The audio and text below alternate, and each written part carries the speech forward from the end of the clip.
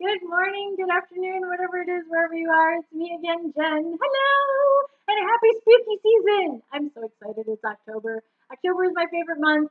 Halloween is my favorite holiday.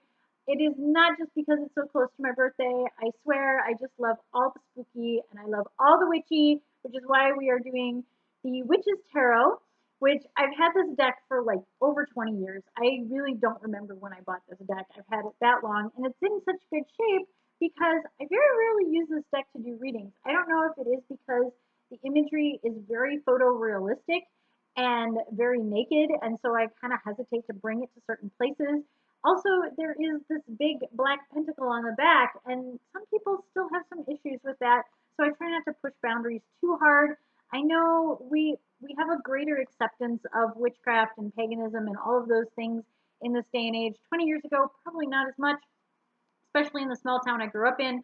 But I do like to kind of bring the kinder, gentler tarot decks or the more traditional tarot decks out of the box when I go to public occasions.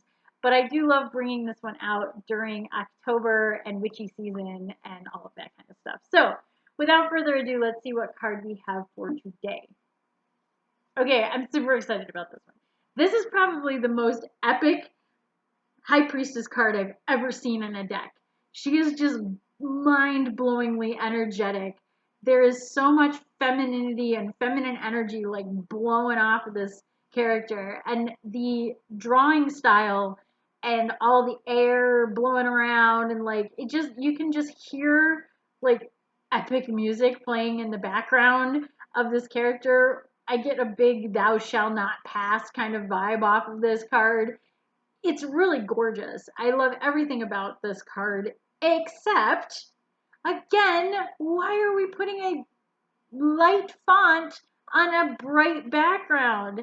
Put the dark font on here. What is going on?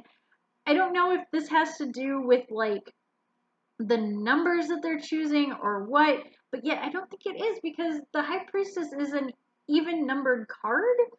And we've seen even numbers be in the black font and odd numbers be in the white font. I really don't know what they're doing with the font, but whoever was in charge of this totally should have been double checked. This is all the ranting I'm going to do, at least on this card, about the font. But you know how I am about font. Listen to Casing the Cover. You will know that 2/3 of an episode is Mary picking on me and the other third is me ranting about font. But anyway, she is epic and there's so much energy coming off of this card. I just kind of want to take this card and put it up on like a a wall or like my wish board or whatever on the bathroom mirror and be like, this is the kind of energy I want to exude every day. Just pow of all this feminine power and gusto and everything. This also has most of the symbolism that is typical to the High Priestess card. It has the black and white pillars that are represented on either side of her, and they do have like this kind of background world behind her. And of course, there's like the as above, so below sort of thing feeling about it, but you don't have like the pomegranates that usually represent going beyond the veil, going to the underworld, that kind of thing. So, yes, she is this crossroad sort of guard to the other side, to beyond the veil. But at the same time, there's nothing to say that which is the front and which is the back kind of thing, and where is the veil itself. There's only these two very geometric pillars and these very geometric circles, half circles on the top and bottom to represent kind of as above, so below, and the sun and the moon, and black and white, and shadow and darkness, and all of those kinds of things are definitely represented in here. But yet it's still missing a few things. I still would say that if you know what the High Priestess represents, you're not going to have a problem with this card. You're going to go, okay, she is guarding the veil to knowledge. She is trying to bring the higher knowledge through her to the rest of the world.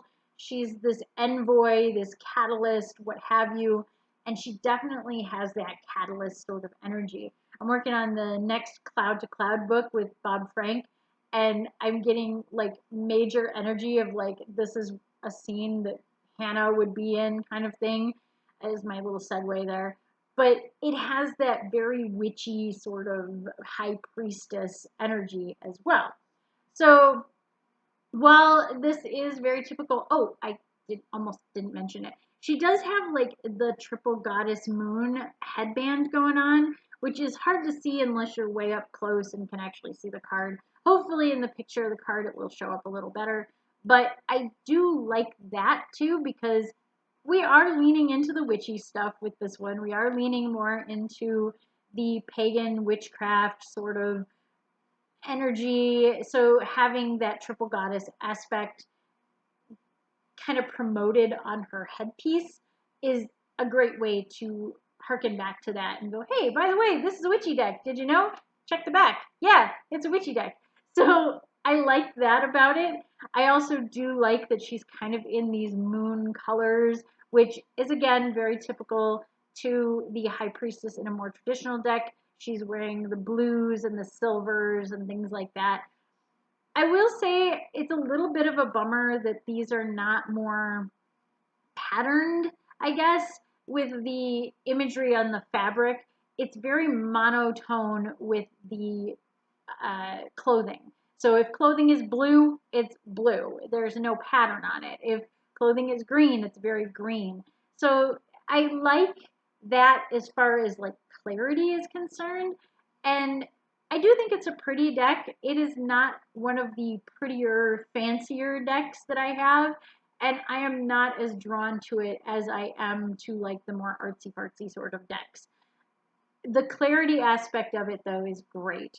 So if you are interested in something that is witchy and you're interested in something that is very clear and concise and won't confuse your brain with all of other imagery in it, and you just want to get to the point kind of thing, and you like geometric shapes and bright clear colors, this is definitely a deck for you. And I will only complain a little bit about the font. I swear. Okay, I complain a lot about the font. But anyway, that is our card for today. I'm super excited to be sharing this deck with you. So until next time, stay safe, stay healthy, stay happy, and stay spooky.